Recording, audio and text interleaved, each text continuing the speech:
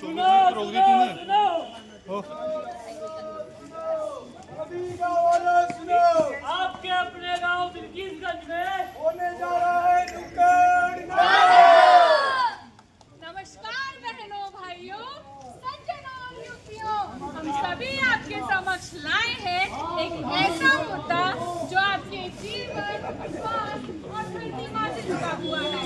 ये आपको बताएगा Ayurveda for people, Ayurveda for planet, यानी कि जन जन के लिए आयुर्वेद, पृथ्वी के लिए आयुर्वेद क्यों जरूरी है।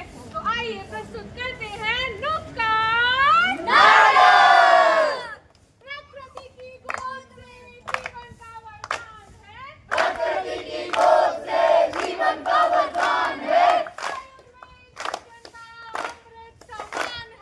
आयुर्वेद जन जन का अमृत समान है, प्रकृति की गोद से जीवन का वरदान है, प्रकृति की गोद से जीवन का वरदान है।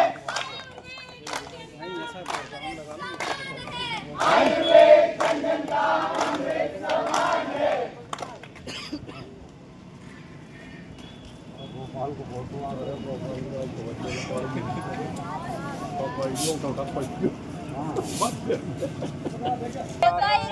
सुनो सुनो, अरे सही कह रहे हो, आजकल तो जोड़ों का दर्द बढ़ता ही जा रहा है।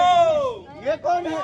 100 रुपए गंजेपन से तंग आ गए हो, पेट में गैस और भूख भी नहीं लगती, घुटनों में दर्द है, चला भी नहीं जाता, मुंह पे दाग धब्बे हो रहे हैं, आज खुजली से रातों की नींद हराम है, तो चिंता मत करो, मैं लेकर आया हूँ रामबाण इलाज। इलाज नहीं होगा। 100 रुपए 100 रुपए 100 रुपए। अरे भैया, जी हाँ, कह रहे हो? जी हाँ भैया, कितने दिन में असर करेगी ये दवाई? मात्र 10 दिन में। अरे अरे अरे मगरू भैया कहाँ हो? हाँ भैया, भैया दवाई मिल रही है। आज खरीदोगे तो एक पैक मुफ्त मिलेगी। अरे वाह, तो हमने दवाई ले लेगी। अरे आओ दवाई ले लो। सावधान सावधान सावधान, आपको क्या लगता है 100 रुपए का चूरन सच में आपकी 100 बीमारियों को दूर करेगा? सावधान रहें, देखते हैं उससे क्या परिणाम मिलता है। हाँ, क्या कहूँ, पता नहीं क्या दवाई दे दी। अब तो जोड़ों का दर्द कम होने की वजह यहाँ तो दांत तो पिछली से और बेकार हो गया। पेट में जलन और गैस ने सताया, खाना भी ठीक से पच ना पाया। महंगी तो कर रही थी मैं, सोचा था सब का इलाज है। हे भगवान, कैसे हो गई? आप कैसे हो? Yes. दवाई तो नहीं आई। दवाई? अरे हाँ भैया, वो बीमारी पहुंची था, वो आयुर्वेद के नाम पर दवाइयाँ बेचा करता था। मैं एक अच्छी वैद्य को जानता हूँ, चलो मैं आपको उसके पास ले सकता हूँ। चलो चलो चलो।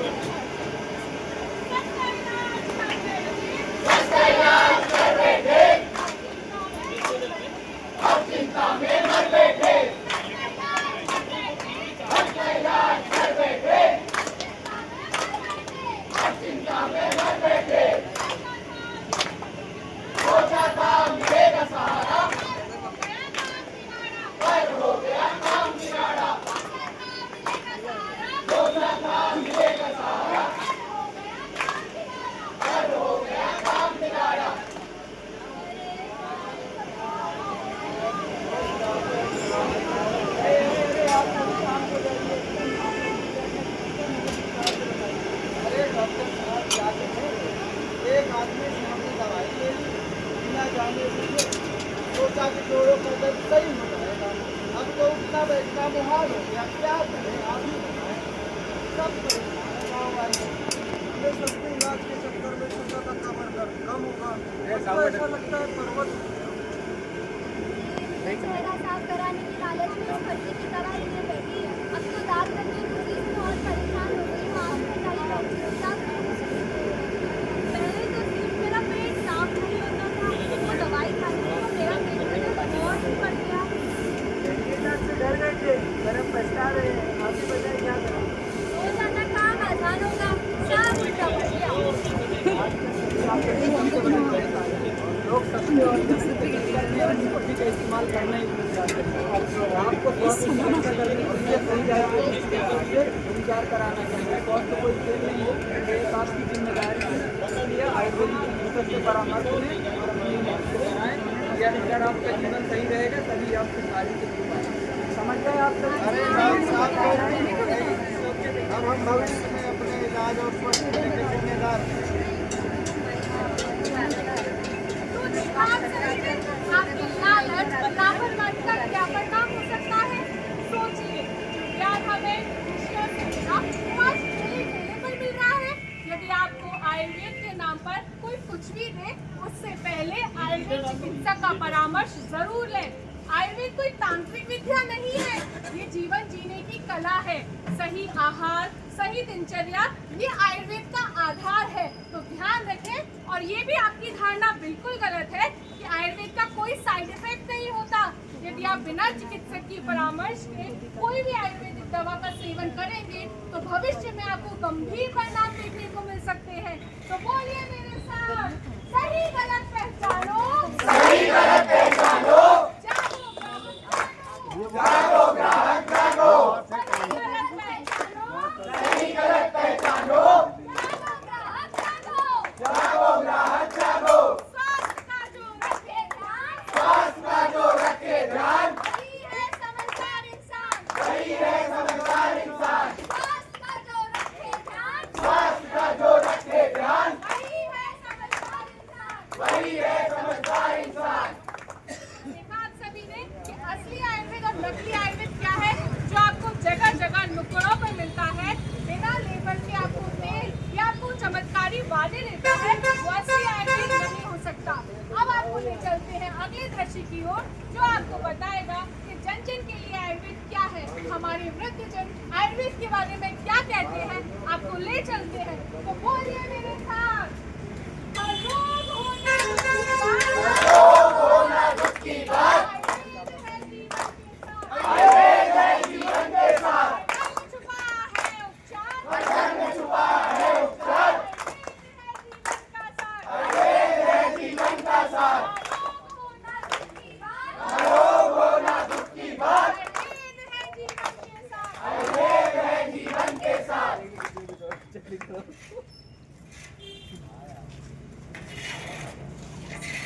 अरे आजकल कितना अच्छा मौसम हो रहा है, क्या मस्त बारिश हो रही है। बढ़िया कहीं पहाड़ों के बीच में चले, झरनों के साथ फिल्म बना के डालेंगे। क्या बोलते हो, चले? वही कह रहे हो, चलो चलो अपने बाकी दोस्तों भी बुला लेते हैं। हेलो, अरे आप क्या घर के अंदर क्या कर रहे हो? बाहर कितना अच्छा मौसम हो रहा है, चलो कहीं घूमने चलते हैं। हाँ हाँ चलो चलो, बारिश में घूमने जाएंगे, भुट्टे खाएंगे, रील बनाएंगे, झरने में छलांग लगाएंगे, छक्का। अरे नहीं नहीं पगली, तो कॉलेज में ही नहीं है सुबह से। बड़े बुजुर्ग हमेशा कहते थे बारिश सुबह से कॉलेज में ही है। जरूरी काम पड़ ले भले बाहर निकलना चाहिए। अरे यार बड़े बुजुर्ग की बात उनके साथ चली गई, अपन नहीं जाना चाहिए। रुको तुम सब इस बारिश के मौसम में कहाँ जा रहे हो? इस बारिश के मौसम में जरूरत पड़ने पर ही बाहर जाना चाहिए। पता है क्यों? क्योंकि इस मौसम में इतनी सारी दुर्घटनाएं, जैसे बारिश में बाढ़ आ जाना, धरती फट जाना, बिजली चमक जाना, अनेक प्रकार की दुर्घटनाएं होती ही रहती है। क्या तुमने कभी सुना है या सोचा है कि इन 2 महीनों में इतने सारे त्योहार क्यों मनाए जाते हैं? वो इसलिए कि त्योहारों के बहानों से ही सही आप सभी अपने घर में सुरक्षित रहें और इस मौसम का मजा उठाएं।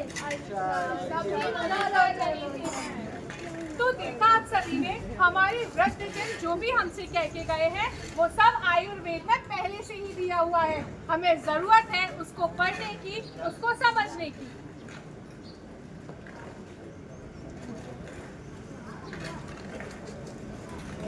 अरे भैया क्या हो गया, ऐसे काहे बैठे हो? अरे क्या बताए भैया, कल हमरा मुड़ा मंजन लाया था, उसको करने के बाद ना बोला जा रहा है ना कुछ खाया जा रहा है। अच्छा अरे ये देखिए, क्या आपके टूथब्रश में नमक है? अगर नहीं तो ये है नया हंसी मसाला टूथपेस्ट। इसमें सोडियम, पोटेशियम, कैल्शियम, चारकोल, नीम और कई आयुर्वेदिक प्रोडक्ट मिलाए गए हैं। इसका इस्तेमाल करने से आपके हाथों का दर्द झट से गायब हो जाएगा। ये हमारा और आपकी स्माइल ऐसे चमकेगी कि सभी गाँव वाले उनसे बोलना बहुत तीन छाए तो आज ही इस्तेमाल कीजिए ये नया हंसी मसाला टूथपेस्ट। अरे यही तो है वो जिससे मेरा दर्द और बढ़ गया है। अच्छा जो ही है का जान की वजह से तो मैं पेट दुखी हो रहे थे। ये तुम क्या बोल रही हो? भला 10 तरीके की चीजें मिला देने से कोई टूथपेस्ट हमारे लिए अच्छा थोड़ी ना बन जाता। तो क्या करे नहीं करे मंजन। दांत साफ करने के लिए तो हमारे आयुर्वेद में सबसे अच्छी नीम की लकड़ी बताई गई है। नीम की लकड़ी इसलिए क्योंकि इससे हमारे दांत मजबूत होते हैं, हमारे मुंह के सभी कीटाणु मर जाते हैं और इसके कड़वे रस के कारण हमारा मुंह अच्छे से साफ हो जाता है और खाने का स्वाद और भी अच्छे से आता है। जब आखिर में ये सब टूथपेस्ट की कंपनियां हमें लुभाने के लिए न जाने कितनी चीजें मिला देती है। जब हमारे पास इतना असरदार दातुन है तो भला हम इन टूथपेस्ट की कंपनियों को बेवजह कैसे क्यों दें? अच्छा सही कह रही है। तो देखा आप सभी ने, जब प्रकृति ने हमें आयुर्वेद के रूप में इतना सुंदर उपहार दिया है तो आज के जमाने में हम आगे बढ़ने के लिए क्यों भटक रहे हैं। ध्यान रखें, प्रकृति ने हमें नीम, अश्वगंधा, गिलोय जैसे न जाने कितने सुंदर उपहार आयुर्वेदिक पौधों के रूप में दिए हैं। इनका उपयोग करें, जीवन के रहस्य को जाने और आयुर्वेद को पहचाने। आप सभी ने देखा होगा, बारिश के दिनों में आपके शरीर में वात की बहुत वृद्धि हो जाती है, यानी आपके पूरे शरीर दर्द करने लगता है, आपकी पाचन शक्ति बहुत कमजोर हो जाती है, कुछ भी खाते हैं वो पचता नहीं है। तो ध्यान रखिए, आपके किचन में ही मिलने वाले सौंफ, जीरा, अजवाइन इन सब का उपयोग करके आप अपनी पाचन शक्ति को बढ़ा सकते हैं। आपने देखा होगा, सर्दी के दिनों में रोज एक आंवले के सेवन से आप पूरे वर्ष भर रोगों से मुक्त रहते हैं। तो ध्यान रखिए, आपको जरूरत है आयुर्वेद को समझने। भैया हाँ भैया।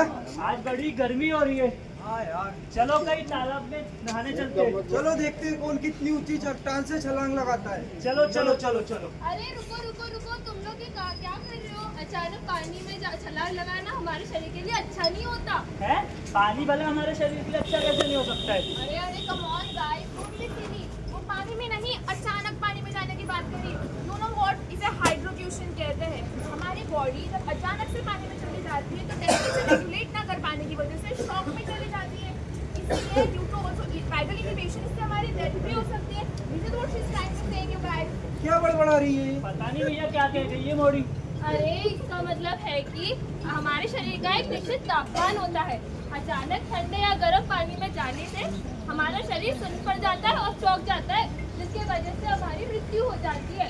इसका मतलब आप लोगों ने देखा होगा कि बड़े बुजुर्ग पहले नदी में अपने सबसे पहले पैर डुबाते थे, फिर हाथ में जल लेकर सूर्य को नमस्कार करते थे और फिर धीरे धीरे अपना सर पानी में डुबाते थे।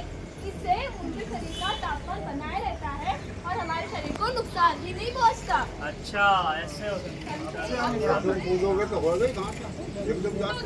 सभी ने आयुर्वेद हम रोजमर्रा की जिंदगी में तो उपयोग करते हैं, लेकिन वो सही और गलत कैसे है क्या आप लोगों ने देखा होगा। तो सावधान रहे मानव, सही और गलत को पहचाने।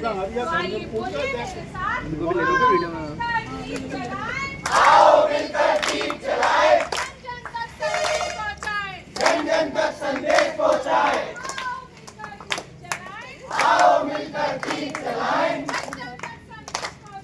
जन जन तक संदेश पहुंचाएं। आयुर्वेद का यही पैगाम, आयुर्वेद का यही पैगाम, जन जन का होगा कल्याण। आयुर्वेद का यही पैगाम, आयुर्वेद का यही पैगाम, जन जन का होगा कल्याण, जन जन का होगा कल्याण। हम सभी ने देख लिया कि सही आयुर्वेद और गलत आयुर्वेद क्या है। आयुर्वेद जन जन के लिए हमारे लिए कैसे उपयोगी है, लेकिन आप सभी यहाँ पर किसान होंगे तो सोचिए, आपकी पैदावार पहले बहुत अच्छी होती थी, लेकिन अब पैदावार में गिरावट आती जा रही है, धरती भी बंजर होती जा रही है। जो धरती पहले सोना उगलती थी अब वो मुरझा गई है। तो आप सभी देखिए हमारा अगला दृश्य, धरती माँ की पुकार। धरती माँ रसायनों के छिड़काव से भूमि बंजर हो गई है। तो देखो देखो धरती माँ क्या बोल रही है। सुनो, क्या तुमने सुना? धरती रो रही है, आंचल सूख रहा है, हरियाली का रंग अब मुरझा गया है, भूमि भी बंजर हो गई है। देखो देखो धरती माँ क्या पुकार रही है? मैं तुम्हारी धरती माँ। मैंने तुम्हें जन्म दिया, जल दिया, अन्न दिया, जीवन भी दिया, परंतु तुम सबने मेरे साथ ये क्या किया? देखो मेरी क्या दशा कर दी है। आज मैं बहुत दुखी हूँ। मेरी सारी नदियाँ सूख रही है, पेड़ पौधे मर रहे हैं। अब तो थोड़ी सी दया करो, अब तो मेरी रक्षा करो, अब तो मेरी रक्षा करो। हे माँ, मुझे माफ करिए माँ। हे माँ, मैं एक गरीब किसान हूँ माँ। मैं भी अपनी परेशानियों से मजबूर हूँ। ये बड़ी बड़ी कंपनियां वाले कहते हैं कि मेरे कीटनाशकों का उपयोग करो, इनसे फसल भी अच्छी होगी और मुनाफा भी अच्छा होगा। पर माँ, शुरुआत के तो कुछ दिनों में फसल भी अच्छी हुई, मुनाफा भी अच्छा हुआ और मुझे लगा कि अब तो पैसों की बारिश होगी। पर अब तो माँ, अब मुझे लगता है कि मैं बर्बाद हो रहा हूँ माँ। ये कीटनाशकों का उपयोग करते करते खेत बंजर हो रहे हैं माँ। अब मैं कहीं का नहीं रह गया हूँ माँ। मुनाफा तो दूर की बात है माँ, मैं कर्ज में डूबता जा रहा हूँ माँ। क्या करूँ माँ? क्या करूँ माँ? अरे भाई, भैया ये लो मिठाई खाओ। अरे किस खुशी में? अरे बहुत खुशी की बात है। शादी वाली तो हो गई क्या? नहीं भाई, इस बार फसल बहुत अच्छी हुई है। अरे भाई साहब, अरे मिठाई तो खाओ। अरे ले भाई एक खा जरा। ले ले भाई। अरे भाई, ए भाई मिठाई खा इस खुशी में भाई। अरे भाई, तुमने सुना नहीं, इस बार मेरे गांव के सभी किसानों की फसल बहुत अच्छी हुई है, सभी का अच्छा मुनाफा हुआ है। अरे वाह, ये तो बहुत अच्छी बात है। पर मेरे गांव में तो इस बार की फसल बिल्कुल भी अच्छी नहीं थी। ऐसा क्यों? अरे हाँ, मुझे भी बताओ, मुझे भी जानना है। मुझे भी अपने गांव वालों को बताना है आखिर अच्छी फसल कैसे होती है। अरे मेरे गांव के सभी किसान अपने मिट्टी को उपजाऊ बनाने के लिए आमतौर पर मिलने वाले आयुर्वेदिक महत्व रखने वाले उपयोगी पौधे जैसे नीम, तुलसी, गिलोय, अश्वगंधा लगाते हैं और गाय के गोबर की खाद डालते हैं। इन सबसे फसल में कीटनाशकों की जरूरत नहीं पड़ती, मिट्टी भी अच्छी होती है और साथ ही आयुर्वेदिक दवाइयाँ भी बनती है। इन पौधों के तो फायदे ही फायदे हैं, हमें तो इनका उपयोग करना चाहिए। अरे वाह, ये तो बहुत अच्छी बात बताई। अब मैं भी मेरे गांव में जाकर बताऊंगा कि हमें भी जैविक खेती करनी चाहिए, ताकि हमारे गांव में भी अगली बार फसल बहुत अच्छी हो। हमारी खराब फसल और बंजर भूमि के जिम्मेदार केवल ये कीटनाशक ही नहीं, ये सब फसल बढ़ाने वाले साइटोकाइनिन जैसे रसायनों से भी होता है। इन सब से हमारी फसल बढ़ तो जाती है, पर उसके सारे उपयोगी गुण नष्ट हो जाते हैं। हम इन्हीं कीटनाशकों से भरी फसल के बचे हुए चारे अपने पशु पक्षियों को खिलाते हैं और फिर उनके दूध का उपयोग करते हैं। सोचो, हमारा युवा तंदुरुस्त कैसे बनेगा? पहले के समय में फसल कटने के बाद जो पराली बचती थी उसे खेतों में ही पड़े रहने देते थे। ये पराली बारिश के पानी में सड़कर खाद का काम करती थी, पर अब तो लोगों ने साल में अनेकों फसल उगाने के लालच में इस पराली को जलाना शुरू कर दिया है। इससे खेत की उपज तो कम होती ही है, साथ में जलाने की वजह से वायु भी प्रदूषित होने लगती है। जिस तरह किसी इंसान को खाना पानी दिए बिना उसे बार बार मजदूरी कराओगे तो उसकी मौत हो जाएगी, उसी तरह किसी भूमि को खाद दिए बिना बार बार फसल उगाओगे तो उस भूमि का क्या हाल होगा? अब आप समझे रसायन के बिना खेती करने का महत्व। तो बोलो हमारे साथ, धरती की हरियाली है, धरती की हरियाली है, तो सेहत की रखवाली है, तो सेहत की रखवाली है, धरती की हरियाली है, धरती की हरियाली है, तो सेहत की रखवाली है, तो सेहत की रखवाली है। ना रसायन ना जहर का जाल, ना रसायन ना जहर का जाल, आयुर्वेद बनाए जीवन खुशहाल, आयुर्वेद बनाए जीवन खुशहाल। ना रसायन ना जहर का जाल, ना रसायन ना जहर का जाल, आयुर्वेद बनाए जीवन खुशहाल, आयुर्वेद बनाए जीवन खुशहाल। धरती माँ का यही पैगाम, धरती माँ का यही पैगाम, आयुर्वेद से होगा जन कल्याण, आयुर्वेद से होगा जन कल्याण। धरती माँ का यही पैगाम, धरती माँ का यही पैगाम, आयुर्वेद से होगा जन कल्याण, आयुर्वेद से होगा जन कल्याण।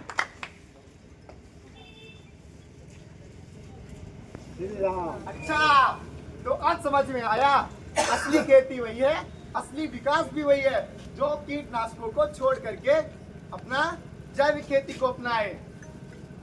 हाँ, और इन सब चीजों से देखो मैं हरी भरी हो रही हूँ, मैं स्वस्थ हो रही हूँ।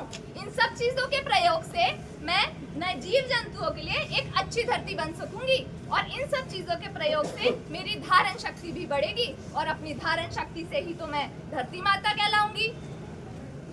जब जैविक का जमाना है, तो केमिकल छिपाना है, आयुर्वेद अपनाना है, विश्व को स्वस्थ बनाना है, आयुर्वेद अपनाना है, आयुर्वेद है सच्चा परिवेश, धरती माता का संदेश, आयुर्वेद है सच्चा परिवेश। तो भाइयों और बहनों, आप सभी ने देखा कि आयुर्वेद क्या है, क्यों जरूरी है। अब समय आ गया है, हम सबको मिलकर ये प्रतिज्ञा लेनी होगी, स्वस्थ जीवन, सुरक्षित धरती का एकमात्र सहारा आयुर्वेद है। और याद रखें, किसी भी नुक्कड़ पे आयुर्वेद के नाम पर लिखने वाली औषधियों का प्रयोग करने से पहले, किसी भी दवा का उपयोग करने से पहले आयुर्वेद का परामर्श जरूर लें। तो बोलिए मेरे साथ, क्या चाहिए, क्या चाहिए? जहरीली दवा नहीं चाहिए, नहीं चाहिए।